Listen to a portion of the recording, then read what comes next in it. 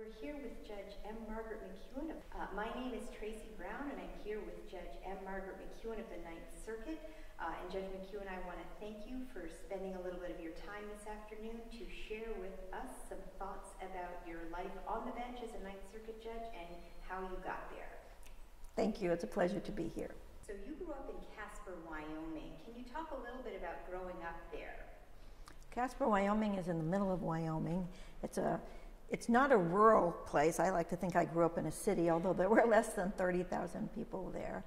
And some of my most enduring memories are being able to go to the library by myself. And I read through the whole children's book section before long, so then I got to go upstairs and read the adult books.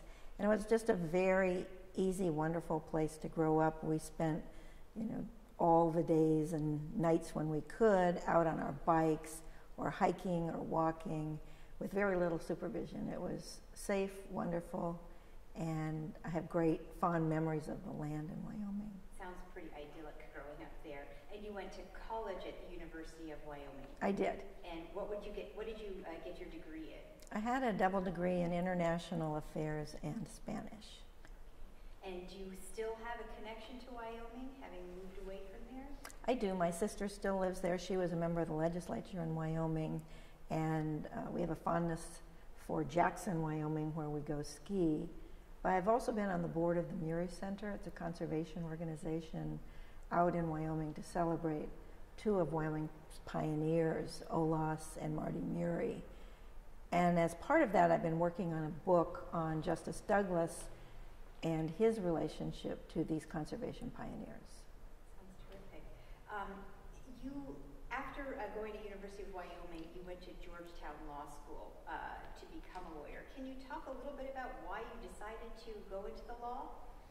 Originally, I was planning to go into medicine, and I had been accepted at Cornell Medical School in a program that combined undergraduate and medical school, but despite the scholarship, my father said we didn't really have enough money for me to go there, and so I decided, well, I have to go to the University of Wyoming. And in that interim, I had gone to Washington, D.C.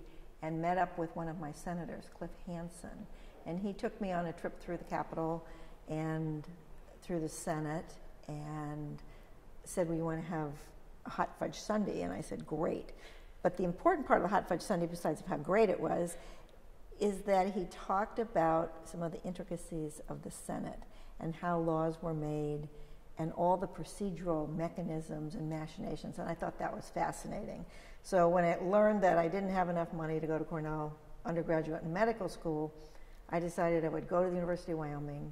I would get through as fast as I could, so I spent 2.5 years there and a half year at the University of Madrid, and then I went on to law school. And I should say, I was fortunate because I worked with Senator Hansen for a couple years in the summer, and then I was one of his field representatives my last year of college. So you were able to continue your relationship yes. beyond the hot fudge sundae. I did. I did, and I will say when my confirmation came around, he said that maybe I was the only thing about President Clinton that he agreed with when I was nominated to the court. So he was of a different party. He was. The president who nominated you. He was. And so after you graduated from Georgetown, you joined Perkins Coie, a big law firm in Seattle. Why did you pick Seattle? I picked Seattle because I'd grown up landlocked, so I was very interested in having water, but I also wanted mountains because I love to hike and climb. So I looked around the country of where I could go, and Seattle seemed ideal. I didn't know anyone in Seattle, but I had been in the San Juan Islands as a child and was very enchanted with it. So I went sort of sight unseen to Seattle after I got an offer from Perkins Coie. How many women were lawyers at Perkins Coie at the time you joined? My recollection is there were 2 women who were there at the time, but soon after I came, they were no longer there. And how many women partners when you joined? Well, there were 0. Okay. And when you started there, were there any misperceptions or what we call, instances of implied bias based on the fact that you were one of very few women, and at some point it sounds like you were the only woman attorney there?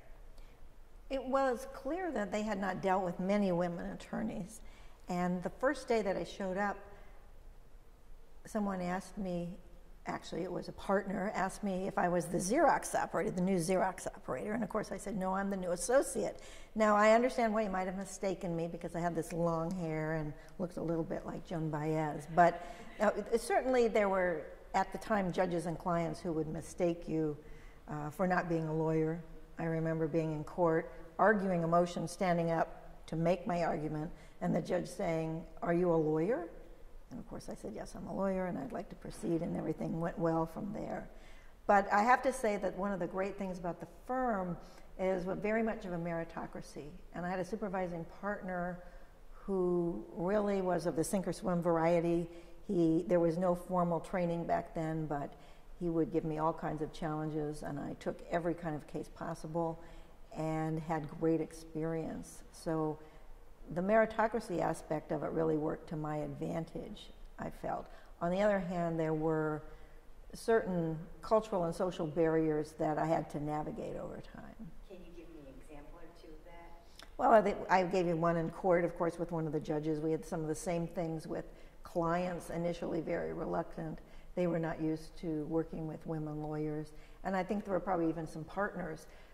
But my supervising partner, to his credit, really was a leader in giving me everything that I needed in terms of background support and his support, and taking me to client meetings and really giving me all kinds of responsibility. So I credit him, and he later became general counsel of the Boeing Company, Ted Collins, with really saying, I have a new lawyer, I'm going to integrate this new lawyer into our practice. And he really launched me, as did a couple of other people there.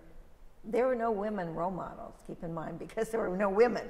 And so I had to attach myself to some other people to try to be role models. And I had another one, Bill Gould, who really was very hard on me on writing. But I thank him to this day for what I got from him. So you had some male mentors as you were a young associate Yes. at the firm. And then you actually opened Perkins's Washington, D.C. office in 1979. What was that like? When they first asked me about this, I was called into the managing partner's office. I thought it was practically being fired because we never got called into the managing partner's office. And he asked me if I would like to go with a partner and open the DC office. And my first instinct is, you must be crazy to think I could go open an office as a fourth-year associate. But I weighed the pros and cons and thought, why not take a risk? Why not take a chance? It was challenging. I call it the year of 1,000 meatballs because I went to so many cocktail parties and events to try to say, we're Perkins Cooley, we're in Washington, D.C., we have just opened a new office. And it was certainly not an easy thing to do, to go into a market 3,000 miles away. And the partner was not in the same field as I was. So I was trying to put some flag, if you will, of Washington, D.C., in Washington, D.C. from Seattle. And what was your practice area at the time? At my time, the practice area was litigation. It was very broad. It was broad general commercial litigation. But I would also say I took a lot of cats and dogs. I would take anything. And as a result, I had a lot of trials. So I wasn't too picky about what I would take, and I felt I had to prove myself in some way. I was fortunate Georgetown had a great clinical program.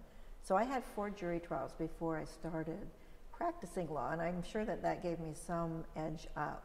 So in addition to the normal commercial cases, whether it was ERISA or UCC, contract, energy, I also did a fair amount of constitutional law on a pro bono basis.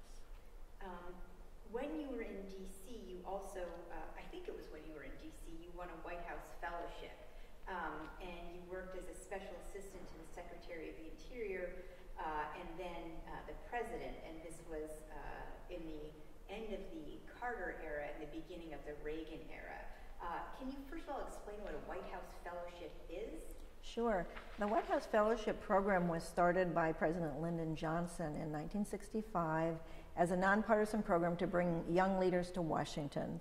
The idea was that you would work with a cabinet member, get exposed to government at the highest levels, and that individuals would return to their communities. It was a time when there was a lot of disenchantment with the government, And his notion, and that of John Gardner, one of the co-founders, was this idea that if you could expose young leaders to government, they would have an appreciation for it. So now it's been going under all administrations since 1965. And in addition to making some lifelong friends through that process, what were some of the things you learned during your tenure as a White House Fellow? Well, one of the great things is I was in the executive branch. I had worked in the Senate, so I now saw that interaction of how it works day to day between the executive branch and the Senate. And I purposely decided to go into a non-legal position as a special assistant to Secretary Andrus from Ohio. He had been the governor. He was a fantastic role model and mentor, and it gave me a chance to see how leadership is carried out at the highest levels. We had some, of course, legal issues along the way, as you might imagine, with the Department of Interior, so I also got to see that interaction between the executive branch and the judicial branch. And of course, I had no idea that someday I would be in the judicial branch. So I think the other thing I saw is I saw what it's like to have a transition in government, not just from one president to the other, but from one party to the other in a very peaceful process. I went from the Interior Department with Secretary Andrus, and then I went over to the White House under President Reagan, two very different administrations, but I was very impressed at the White House with how organized they had been in the transition and how purposeful. I worked on budget reconciliation and some other matters, some related to Interior, and I was what is in the office of what now is generally known as the Domestic Policy Council. And then during the summer of your White House fellowship, something pretty momentous happened with respect to your legal career. What was that? Well, there really two things happened. One is I was sitting in my office, and we say the White House, but the truth is we worked in the executive office building, the old executive office building attached to the White House. So I was sitting there minding my business, and I totally got a surprise call from the managing partner at Perkins saying they had elected me to partnership, and that in effect they were electing me a year early. I hadn't realized I was up for partnership, so I didn't have any anxiety about it. And so, of course, I was thrilled to accept. I then told them a month later I needed a little extra time before coming back to the firm because I went on the first American expedition to Mount Shishibangma in Tibet. And can you talk a little bit about that amazing experience? Well, Mount Shishibangma is 26,200 feet approximately. It's on the Tibetan plateau, and then it rises up dramatically.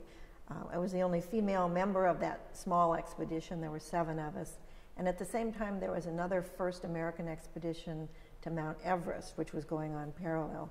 The most memorable part of the expedition, besides how beautiful and amazingly quiet it was and how interesting Tibet was, is that I was in an avalanche. And it was pretty much a near-death experience. And at the end of it, I came out of the avalanche, as did the other 2 people in the avalanche. And so I felt like I had a lot on my plate to look forward to, that I'd gotten a lucky pass on that one. And then you returned to Perkins Coie after this wonderful expedition and near-death experience. You returned to Seattle, I should say. And what was it like being the firm's first female partner?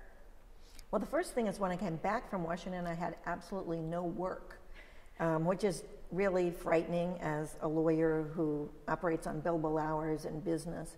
So one of the things I had to do is figure out, well, what am I going to do? And I had done general litigation. But at the time I started thinking, well, maybe there was something more pointed I could do. And we were at the beginning of the digital revolution. So you have to imagine Microsoft was not a household name. Software, copyright, all of that was new. So I thought, why not do intellectual property? And it had been up to that point the province pretty much of small, independent, boutique firms.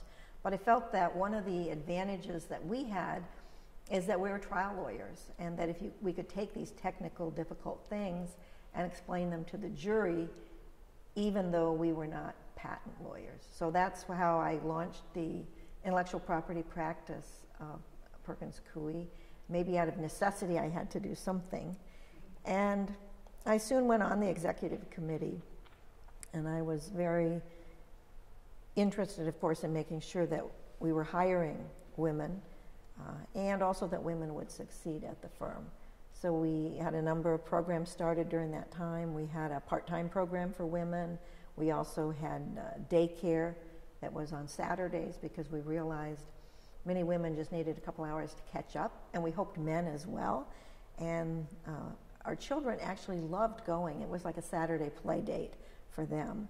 The other thing is that at the firm we had what we joked was our one free fringe benefit, and that was soda pop. And we had these soda pop machines, and I think the firm was actually glad we created a daycare because most of the children went down and they would just punch all the buttons on the soda pop and line up or spill, you know, hundreds of glasses of soda pop. So anyway, that was really thinking about the firm and how we might do women's business development, for example. So I was very interested and involved in all of those things. I created a program for women's business development.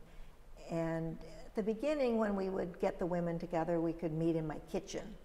And I have to say that our firm and others have made tremendous progress over the years, and now they have auditoriums full of women lawyers. That's great. I want to go back to something you touched on briefly, which was some of the pro bono work you did in the area of constitutional law. And you had some very interesting cases, both in constitutional law and just pro bono cases generally, including one at least that went up to the U.S. Supreme Court. So can you talk a little bit about the pro bono work you were able to do while at Perkins? I was really gratified that the firm recognized the importance of pro bono, and the opportunities presented were just amazing because there were so many interesting cases out there.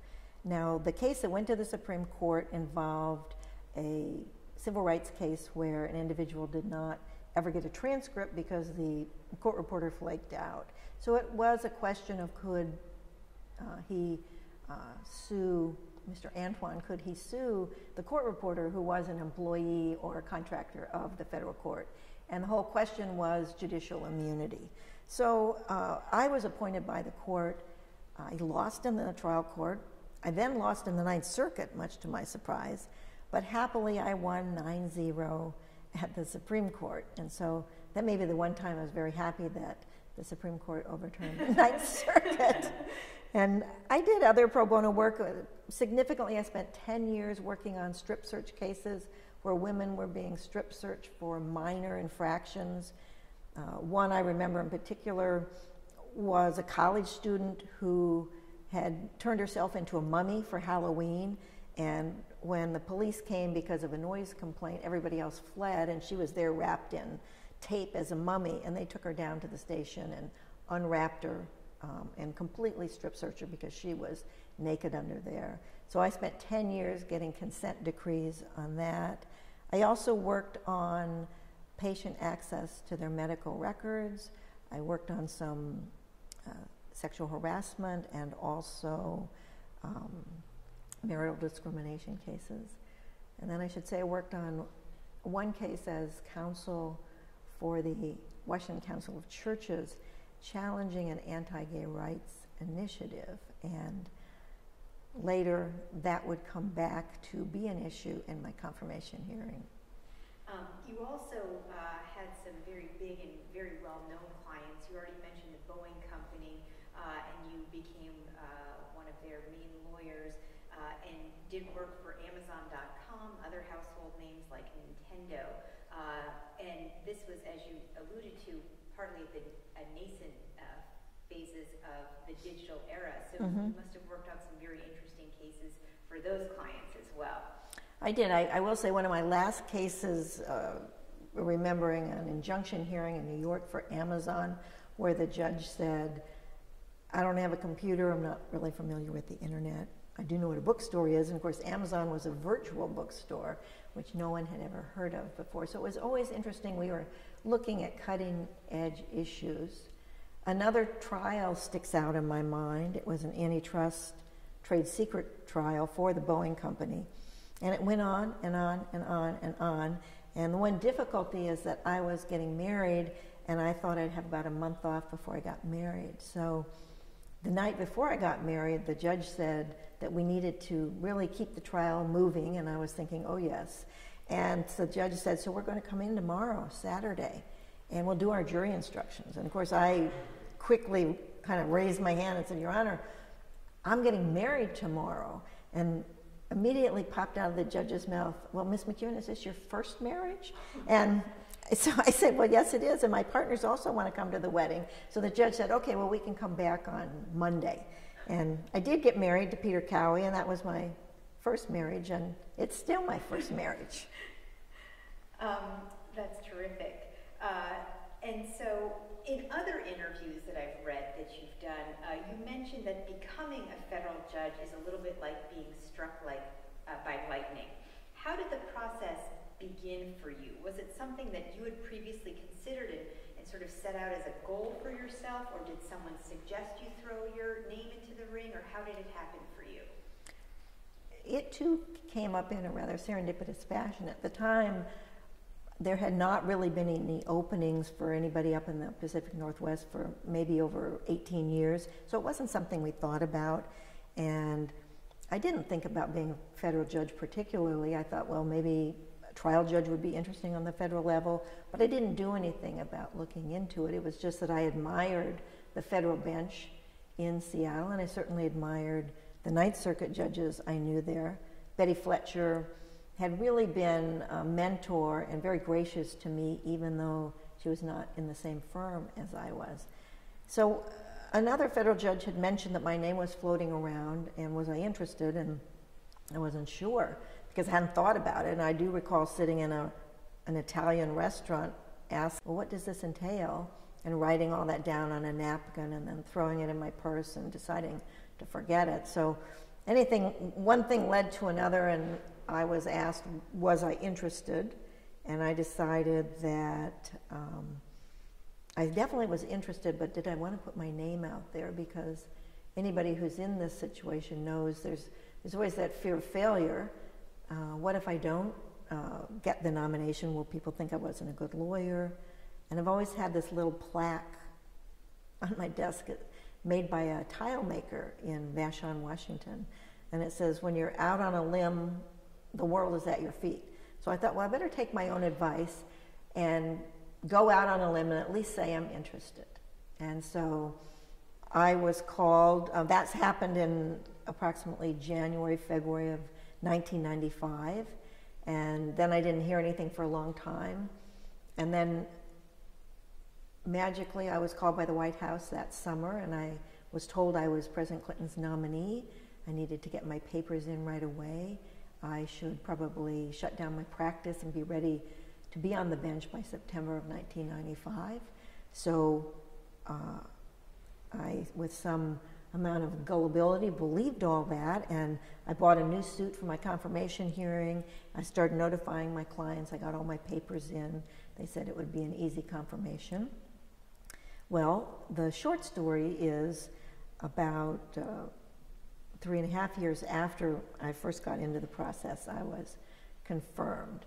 And what happened in there really was, I think that I was the victim of political football over judges. My former senator from Wyoming, not the one I worked for, but when I spoke with Al Simpson, said politics is a contact sport, so get ready for this. And I think I wasn't really fully aware of what a contact sport that the political nomination could be. Had a lot of great supporters, including clients and partners and friends, and certainly my family. But they took issue, at least publicly, with the pro bono work I had done. And that was something that surprised me. For example, I was on the Ninth Circuit Gender Bias Task Force.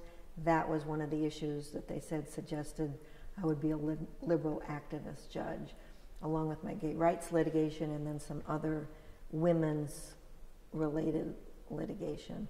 So I was surprised by that, but then you also learn quite a bit. It's a very humbling process. And in the end, you learn it's not so much about you.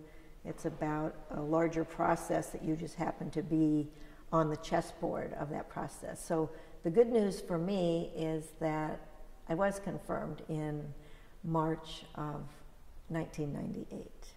So about 3 years after Yes. The process started. How did you manage your life and your practice with this 3 years of uncertainty when you thought you would be done being a lawyer and on the bench just in a few months? Well, first I had to make a big mental adjustment, but I also thought it would happen any day, that when I explained what my role had been in these issues and when all of this was mainstream law at the time, that somehow magically that my confirmation hearing would come to pass. So I spent quite a bit of time just biding my time, trying to do my work. And I will say it's very hard because I couldn't go out and solicit any new work. So in that regard, I think these long confirmation danglings are not good, and I think it limits those who are interested in coming to the bench. Sure, I knew I would take a huge, huge salary cut, but it was a real honor to be asked to go into public service. So I was fortunate, I would say, in that I had very loyal clients and continued to do work for them. I also had new clients who would ask me to step in and do a trial, for example. And one of the funny things is I was in a trial when I got a call from the White House. They said, come back to Washington, D.C. We need you to meet with some senators. So I flew back there. The judge said we couldn't adjourn the trial, but co-counsel was very gracious and we rearranged some witnesses. And I got back there and they said, oh, I'm sorry, your meetings have been canceled. And I said, well, this can't be. I had to leave a trial. And early the White House had said, well, of course you can just leave your trial. And I said, no, my duty is a duty to my client and, of course, to the court. So I ultimately got the meetings reinstated, jumped back on the airplane, came back to trial, and then it turned out I was nominated 2 days later in terms of my formal nomination. So there were a lot of antics in there that occurred in the nomination process. I like to put those behind me now, except to say that I feel your pain for any nominee who is left dangling and who really becomes a pawn in the process. So let's move on to the happier topic of actually being a judge. Yes. And you first officially took the bench in the summer of 1998 in the beautiful and historic Ninth Circuit Courthouse in Pasadena. So what was it like to sit on the bench for your first time with Judge Betty Fletcher, who had been someone that you had communicated with a great deal in your private practice, as well as Judge David Thompson, both of who'd been on the bench for well over a decade at that point. What was that like the first time? The first time I think is really daunting, and although I had argued in the Pasadena courthouse, and of course had driven there several times for Ninth Circuit arguments, you may recall, because you were one of my very first clerks, that I got lost on the way to the Pasadena courthouse. And that was pretty high anxiety because I did want to be there not only on time, but perhaps a little early to make sure I had everything right. It was a great privilege to sit with Judge Betty Fletcher and then also David Thompson. I had been a representative to the Ninth Circuit Judicial Conference from the Western District of Washington. So I knew Judge Thompson from that, and I knew what a great jurist and a gentleman he was. I couldn't have had two better people for my first sitting. The main thing I recall is that I must have been 300 times more prepared than any lawyer had ever been, because, of course, I wanted to do everything right. And then I found that it actually was a lot easier to ask the questions from the bench than to be the lawyer answering the questions from the bench. But we had a very collegial sitting that time. It was extremely hot down there in Pasadena compared to what it is even in the summer in Washington. And it really was a very memorable day to have only been a few months earlier a lawyer, and then instantaneously, once the president signs your commission and you're sworn in, you're a federal judge. In your first few years on the bench, was there anything that was a particular surprise to you as you navigated the transition from being a lawyer to being an appellate judge? The first thing that would probably come to mind to anyone who's been in private practice is you don't have any timesheets. And I didn't know what to do my first week or two. I was thinking I should fill out timesheets. When I read the slip opinions and advance sheets, that must be administrative. Now I have to get down to my work. So that was really a big surprise, but it relates to probably what was one of the most favorable surprises, and that is that when you had a case that was a hard case, even if someone else might consider it a little case, you could spend as much time as you needed to really understand that before argument. And there are other cases that some from the outside might view as very big cases, and maybe they're not as complicated. And so you can adjust your time depending on the issue. And of course, I also learned that you can't really judge a case by how skinny or fat the brief is in terms of whether it's going to be a complicated or even a really interesting issue. So you have to take each one new.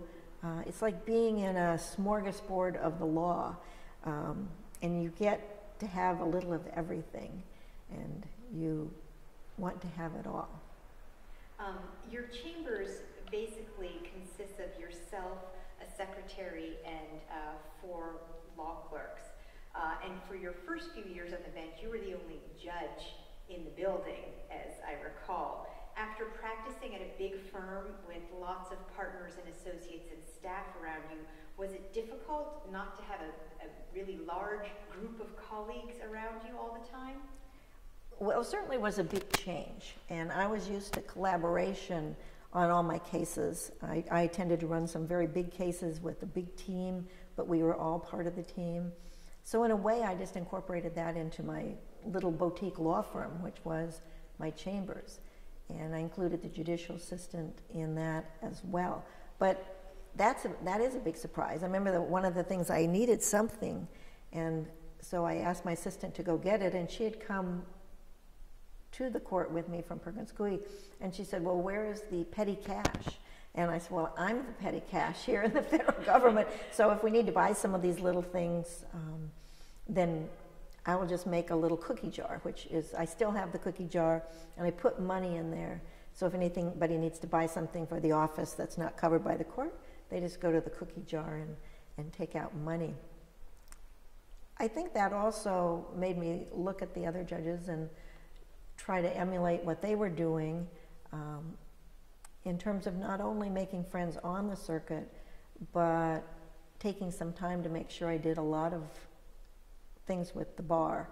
I believe really strongly in the role of the court to be part of the bench bar relationship and to be out not just there but in the community. So I think that, combined with the heavy workload, which keeps you very, very busy, while I missed the hundreds of lawyers at my law firm, it was really a privilege to have this small, intimate group. And for me, one of the great joys of being a judge has been the law clerks and the relationship that you have, not only when you're in the chambers, but over time. Can you share a bit more about some of the friendships that you just alluded to that you've made as a Ninth Circuit judge with other judges and Sure. Others? Well, at first I wondered how judges would make friendships because we are a very large circuit geographically. And I can't tell you the point at which it happened, but sort of it magically happens over time. And we have something we call the court family. And I can only underscore how true that is. We truly have a family that cares about our kids, about our spouses, about what's happening to us. So over time, I developed some really great friendships with the other judges.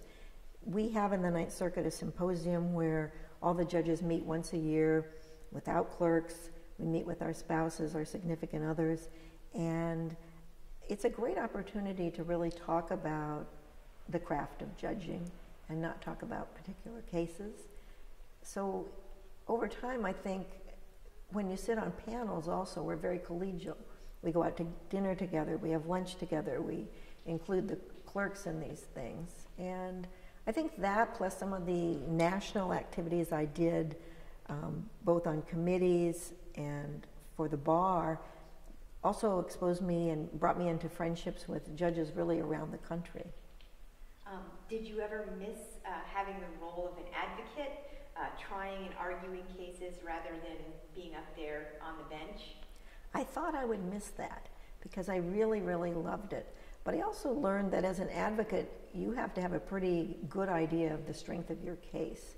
So in some ways, you had already placed yourself in the role of a judge trying to look at your case objectively and find out, well, what would be happening here? To me, one of the real joys is that I don't have to advocate for a particular client. And I can look at the law as it shakes out. I can look at the statute. I can look at justice. And I don't have to advocate a particular position. Now, I did worry would I miss the courtroom as a Court of Appeals judge. So I do sit from time to time as a district judge on resolution and appointment as a district court judge, and I've enjoyed that as well. But I have to say, I really love this job. Can you talk about just one or two of the cases that have been most memorable to you in your years on the bench? Or is that too hard to single out? Well, I have 19 years. I'm going on 20, so that's a lot of, probably over 300 plus opinions. There's some cases that stick out. One in particular I can think of is Costa versus Desert Palace. It was a sex discrimination case.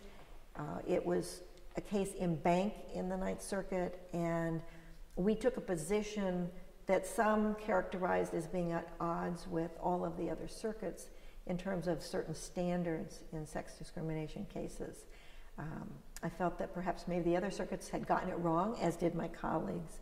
And ultimately, that case went to the Supreme Court, and the Supreme Court upheld the Ninth Circuit and the opinion that I wrote 9-0, so that was gratifying, I think, for the circuit, and really just reinforced that you have to do what you think is right as you read it and as you understand the law.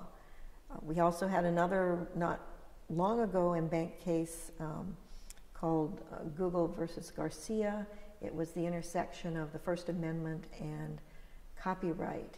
And again, a very interesting case about a complicated issue involving a film that some said was a spark for what happened in Benghazi in terms of the attack on the U.S. Embassy. But despite the high profile and the fireworks in the case, we did have to also really look at how does copyright intersect with the First Amendment. I've had a lot of interesting cases. I've had some cases involving James Bond and movie rights to the James Bond. I've had some very interesting habeas cases. Also, there's interesting cases about, in one case, some prison authorities were basically having the prisoners eat roadkill. So when you read the cases and you read the facts, sometimes you think, how could this be? You couldn't make up facts like this for television. So every case is a new case, and I've really enjoyed, a lot of cases. We also have a number of cases that have implicated international law, one of my big interests. And of course, where we sit here with a very large maritime border, looking to Asia, looking out to Hawaii, Guam, Northern Mariana Islands, we also have two physical borders, Canada and Mexico. So we have a lot of cases that implicate international law, and those have also been really, really interesting. So you just mentioned you've been on the bench about 19 years, going on 20. Can you talk about some of the changes that you've seen in your time on the bench? Well, the first thing I can say is we've had really big changes in technology. When it came to the court, we had antiquated email and other systems that one could hardly believe. We didn't even operate on a DOS-based system. So that's certainly been a big change. And in particular, I would say that the evolution of what I call the iPad judges, which several other judges and I pioneered, has really been remarkable because we have all of our cases and all the records and all the relevant materials, including the case law and the statutes, on iPad. So we really are very portable. And the fact that we sit in Pasadena, San Francisco, Portland, and Seattle, and from time to time other places, really is irrelevant because we're very portable. We travel a lot, but it can work from almost anywhere. And we communicate with our colleagues constantly. So I think the sort of no downtime is a difference. That's been true of everyone in the law practice. But that's certainly a big technological change. And along with that, we've had a number of issues in the technology field that have really been undecided and cutting edge law. In the same vein, I think when I came on the court, I imagined so many things had been decided, not just in technology law, but in all kinds of areas. So I would say it's always still a surprise to me when we say, oh, this is an issue of first impression in the Ninth Circuit. And there are so many of those because the economy has changed, the country has changed, the issues have changed, and the growth of the Ninth Circuit in terms of these, I think, has been significant, and we've adapted. Another really great thing we've done is made the court more transparent by having our arguments first on audio and now real-time video, so that we are really accessible to the public. What do you think is the most difficult thing about being a Ninth Circuit judge? I think that death penalty cases are the most difficult thing that we do. And can you tell me what's the best thing about your job? There are a lot of good things you've mentioned already, but if you had to pick one or two that would be at the top. I would say my colleagues are one of the best things about the job, and the way that we listen to each other, we respect each other, we sometimes have differences of opinion, but it doesn't really change our friendship and our personal relationships. So that, coupled with this amazing array of cases and subjects that we cover, I think the combination of those really makes this a very unique and remarkable job that we're happy to come to work every day. And we're happy when we're sitting on an airplane reading an iPad. We're happy at home reading our briefs, whether it's on the computer or in physical form. So the chance to work with such talented individuals really, really is a privilege for us. It's never dull. It is never dull. It is never dull. Can you share something that might be a surprise to people who don't know what the day-to-day life of a Ninth Circuit judge is like? I think one of the biggest surprises is the amount of travel. And I run into lawyers all the time and they'll say, did you move to San Francisco? Because there's some sense that because that's our headquarters that all the judges moved there. And I also imagined, I wasn't really familiar with the random selection of judges. So where we live and where we sit is unrelated. I think the other thing that was a big surprise to me is on our in-bank court where we have 11 judges, I imagined that was done by computer. And the great thing is we still do it by having this old-fashioned box, which looks like what you used to pick the jurors' numbers out of. And in that box are these little balls with our name on it.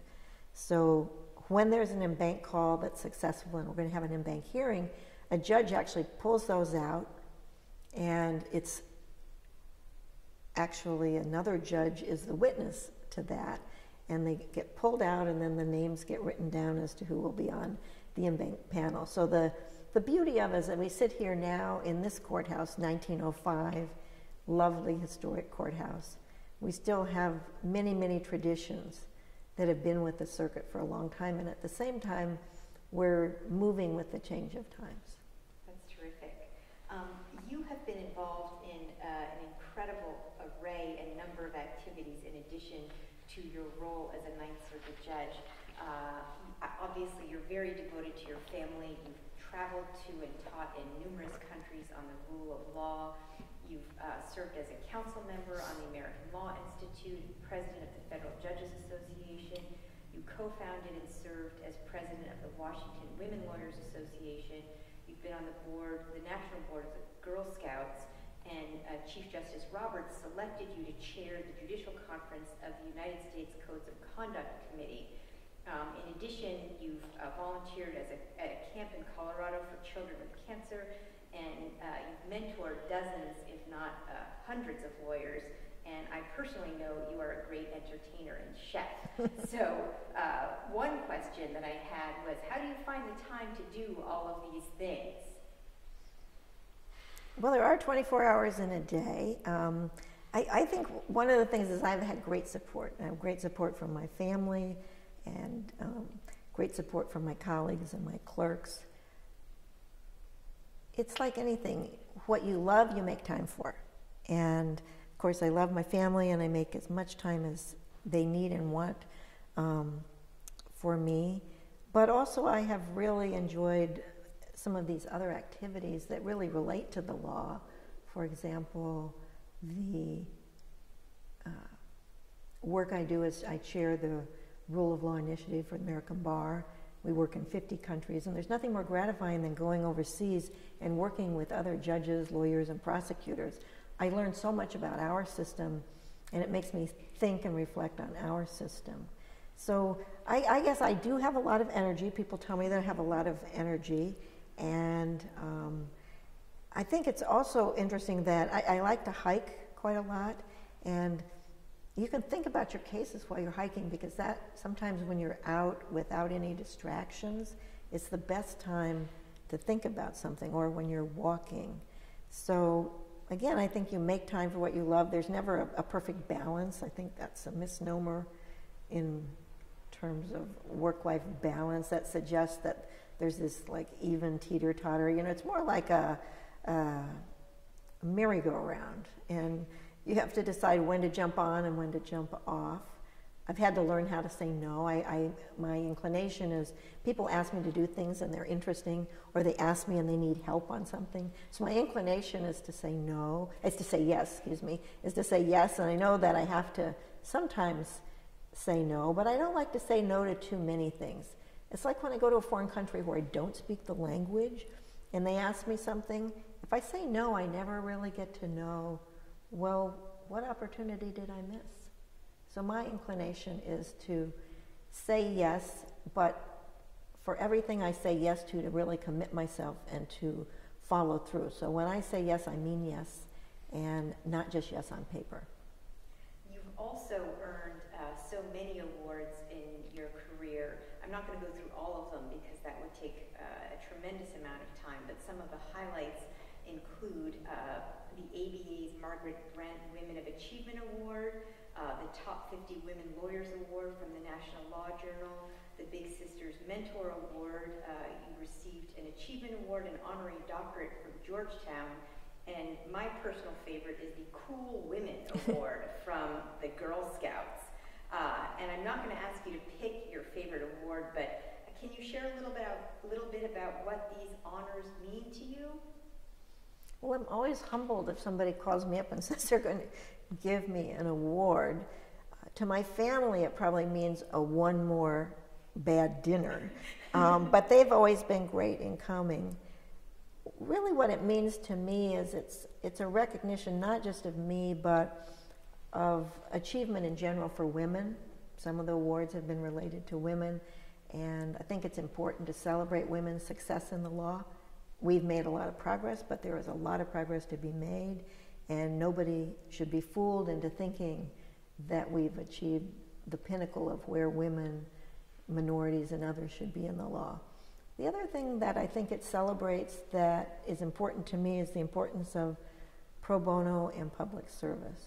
So I think it does serve as a reminder to other lawyers in the field of the importance of these particular issues. And so when I do receive an award, it's always true that there are many others that likewise could receive the award and will over the years.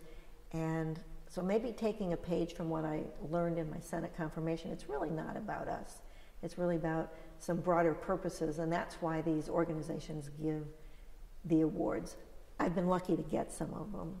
And I'm not saying that I didn't have fun along the way, particularly with the Girl Scout Cool Women. I've been a longtime supporter of the Girl Scouts, and I even took Girl Scout cookies to Senator Hatch when I had to meet him as part of my confirmation process.